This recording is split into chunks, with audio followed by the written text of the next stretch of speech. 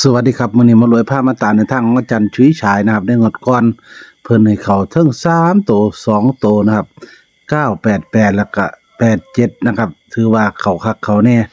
เทิง89นะครับเอาลองตามต่อวังวันนี้อาจารย์ชุยฉายเพิ่นให้รัฐบาลไทยตัวใดมาแน่ครับเทิง3ตัว2ตัวเน้นๆคือเอาเลยพี่น้องลองไปติดตามกันด่วนๆเลยครับสำหรับในทางของอาจารย์ชุยฉายเลขรัฐบาลไทยบ่ต้องรอนานนะครับให้มาแล้วไปติดตามกันเลยครับ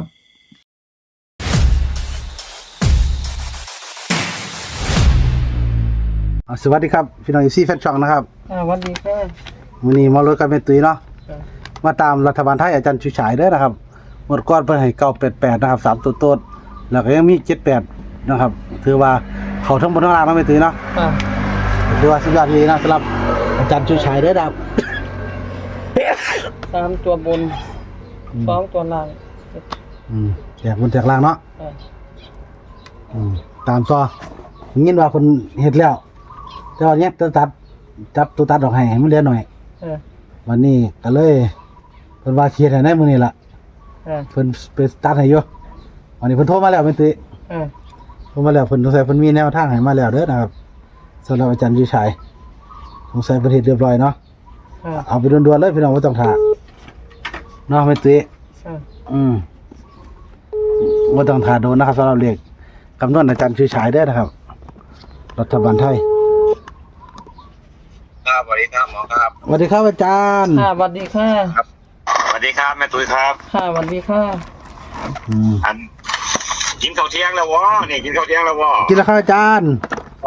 าจารย์ได้ยังกินเที่ยงครับผมก็ไม่มันกินยังแล้วแล้วมันข้าวหนมมันยังหลายอย่างอยู่ครับผมกินของนอนมันนั่นล่ะอันนั้นแม่หมออันครับผมเอาของบ้านน้าหอยซะเนาะครับรัฐบาลไทยนะอาจารย์เนาะควรวันที่เขาครับเขาได้อาจารย์อ๋อนะหมอ988กับ8778นะก็จังว่ามีผู้โชคดีนำมาพูดนี่ก็อยากให้เพิ่นได้แล้วว่าคันเพิ่นบ่จบบ่ได้เด้หมอครับเพิ่นสิบ่เข้าใจนะก็มันก็มีเขามีรุดเนาะลอยไปลอยมาอยู่กับมีถึงแน่ผ่านมาแล้วว่าแต่ว่า3ตัวแตกบนล่างนั้นพอได้อาจารย์เมื่อกี้นี่ก็เขาข้างอยู่ดอกคันเพิ่นกลับว่าคันเพิ่นกลับเพิ่นบ่ได้เด้หมอเอ้ยเพิ่นเห็นผลงานแล้วก็ต่อไปก็สิมั่นใจขึ้นได้เนาะอาจารย์เนาะครับอันหมอพร้อมแล้วบ่เนี่ยพร้อมแล้วครับอาจารย์อันนั้นของบ้านเฮาเด้อวันที่1วันที่1ก่อนวันที่1เหรอ16วันที่16สะดวกเนาะโอ้ยน่ะวันท่านจังว่าใกล้ปีใหม่เข้ามาแล้วเนาะครับผมเอาจังได๋ก็ 2-3 งวดที่เหลือปลายปีนี่ขอให้เข้าต่อเนื่องเนาะหมอเนาะให้ FG หมานแน่เนาะครับผมไอ้ FG เพิ่นโซคนหมานเนี่ยเพราะว่ามันยังเหลืออีกบ่กี่งวดเด้นี่มันก็สิเบิดปีเนาะหมอเนาะก็สิได้ตั้งต้นใหม่เนาะครับผมอันเอาเลขวิ่งไปก่อนนะหมอเด้อครับวิ่งนะจ๊ะเนาะบนล่างอยู่ด้วยกันเดี๋ยวบนล่างด้วยกันใส่ลายเขียนอยู่กับมับว่าเลขวิ่งบนล่างอยู่ด้วยกันแต่ว่าเป็นคันนิ่งอยู่เลยมันเป็นสูงกับต่ำนี่แต้มสูงกับแต้มต่ำขัดแย้งกันอยู่ยังว่าผมหลุดต้องมาโค้งสุดท้ายอีกการนึงเป็นอย่าง2จิต2ใจนี่นะก็นี่เอาตัวเลขทิมตัวนึงคือเสียดายตัวนึงแค่ทำสิไป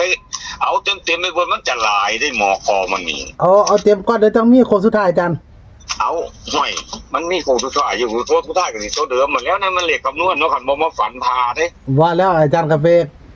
คัดดีๆลงหน่อยลงจ้ะอันเอาจังซี่หมอครับผมเลขวิ่งครับสิคือหมู่คือบ้านคือเมืองคนบ่เนาะเลขผมนี่เนาะเอาเลขวิ่งผมสิวิ่งให้ตัวเดียวเด้อหมอเด้อครับวิ่ง9บนล่างเอาจังซี่โลดต่อไปก็บนล่างอาจารย์หายังๆเนาะอาจารย์เนาะครับวิ่ง9บนล่างด้วยกันบาดนี้จับคู่เด้อหมอเด้อครับมี90 91 90 แล้ววันนี้ก็92หมายบ่แม่นแม่โอ้ยว่าผิดคือมันสิออก92บ่เหรอ93ซั่นเนาะเอ้ยบ่รู้มันสิออก92ซะคือว่าผิดก็อย่าดอกน้องมาใกล้ๆอยู่หั่นล่ะเพราะว่า90 91 93เนาะ เอาไว้ได้อาจารย์มันรถ10ล้อแล่นผ่านจำไว้แล้วมันลุยนำ ตัดต้นไม้เนาะ 09 90 91 93 เก้ายังแบบ แล้ววันนี้ก็95วันนี้ 95 95แล้วก็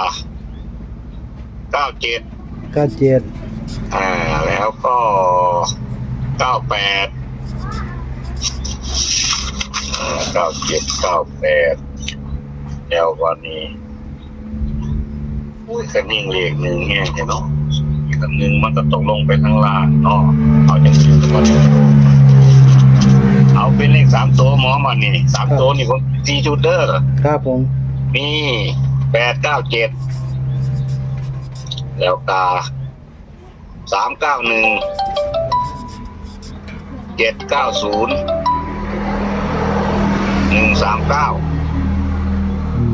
แล้ววันนี้หมอวงผมตก897นี่ล่ะเลขอ้ายเลขน้องนี่ล่ะแล้วก็อีกตัวหนึงก็391นี่ล่ะแล้ววันนี้เลข2ตัวนี่หมอวงผมตก90 91 93เด้อวงผมให้3ตัวในเลขกัน2ตัวนะหมอแต่ว่าในตามทำลายสูตรได้หมอทำลายสูตรนี่ติดนึงนี่มันอยากหนักไปทั้งล่างเด้อ91 90มีสิทธิ์ไปล่างเด้อหมอเด้อ กินนึงอย่างล่างนะอาจารย์เนาะ ผมมันบ่แยกไปให้มันร่วมกันอยู่ในนี่หลายคนที่หน้าเอา เดี๋ยวไม่ จบ เดี๋ยวไม่กี่ทวนได้ฟังเลยอาจารย์ถูกต้องบ่ ครับทำลายของมันกับว่าท่านนี่กับหมอถูกต้องที่ดอกที่นั่นใส่เมื่อกี้นี่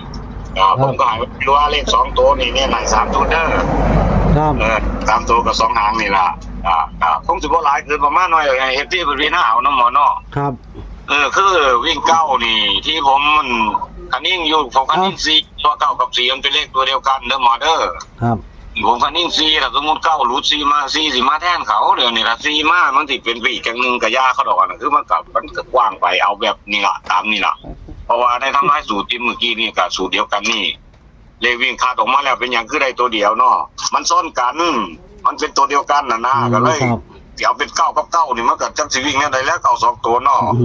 ก็ต้องยกคำว่าเป็นตัวเดียวเพราะว่ามันเป็น9ท่อกันเบิดนะหมอ ครับ คือสูตรเมื่อกี้นี่มันมีสูตรหนึ่งมันได้3เด่นมากมาสูตรหนึ่งมันได้8เด่นมากนะมันก็เลยได้แบบนั้นนะครับ เดี๋ยวให้ไม่ตุ้ยทวนไหมนะอาจารย์ ครับ เพราะว่ามันกินพิษนะครับ ทวนไม่ก็ได้ทวนโลดกันได้พอดีเวลาเอาเนี่ย วิ่งเก้าบนล่างจับคู่90 91 93 95 97 98 3ตัวก็มี8 97 391 790แล้วก็139ค่ะ ครับ ถูกต้องว่าอาจารย์ ถูกต้องอยู่ครับอีกอันหนึงนะหมอเด้อถ้าเอฟซีคุณพ่อคุณแม่เพิ่นก็มาเบิ่งก็ได้ก็คือ9กับ6นี่ก็ตัวสำคัญเนาะลังเทื่อมันก็ตีลังหมอเนาะ ครับหัวได้นะอาจารย์ 9ตีลังกาไปดูอยู่ได้เนาะหมอเนาะ งานด้วยครับ มันอาจจะเป็น60 61ก็ได้โดยที่เขาบ่คาดคิดนะเพราะว่ามันเป็นเลขตัวเดียวกันอยู่ในนี่ แต่ว่าตัวอีกตัวหนึงคือติดหาเนาะผมจำให้ตัวเดียวติดหานี่ ครับ เป็นอย่างคือจำให้ตัวเดียวกับสูตรมันมาเท่านี้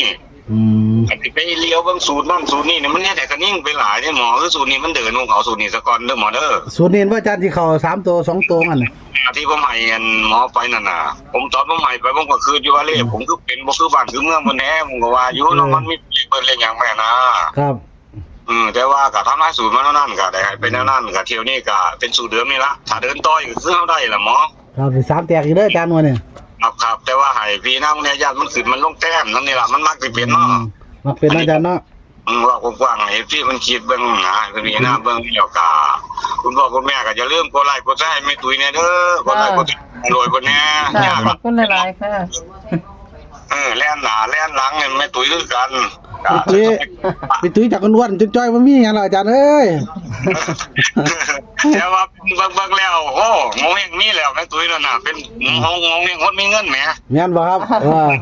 โมเฮงมาแล้วแน่นอนคนก็ต้องมีล่ะแหม ค่ะ ชื่นใจอยู่ไม่เก่งท่วงกันอยู่ เบิ่งกันนี่แล้วเนี่ยเอาเต็มๆเลยเด้อแม่ตุ้ยเด้อ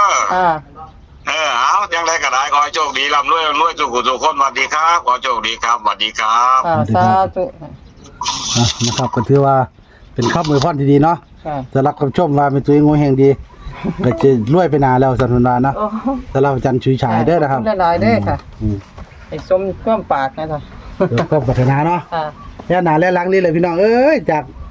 แม่ตุ้ยล้วนก็จอยลงมาเลยจากจอยๆก็อ้วนขึ้น แต่มารวยจอยนี่มีแต่อ้วนขึ้นคนหนึงกลับกันแต่คนหนึงอ้วนขึ้นคนหนึง นึกว่าขึ้นจอยลงเนาะนะครับก็จอยก็สร้างก็จอยเงินน่ะเนาะ เจอฮะคือเขาเนาะตามทางอาจารย์เล่า ค่ะ วัน3ตัวแตก2ตัวแตกเนาะ เสียดายเนาะ วันนี้ก็ขอให้แตกให้เขา ค่ะ สูตรเข้าสูตรเดิมเด้อนะครับให้ไว้ซื่อเดี๋ยวต้องคอยตามอีกทีนึงคงสุดท้ายเนาะ ค่ะ วันนี้พี่น้องเอฟซีชมหมานะเพิ่นอาจารย์ยุ้ยสาย3ตัวแตก2ตัวแตกครับสวัสดีครับ สวัสดีค่ะ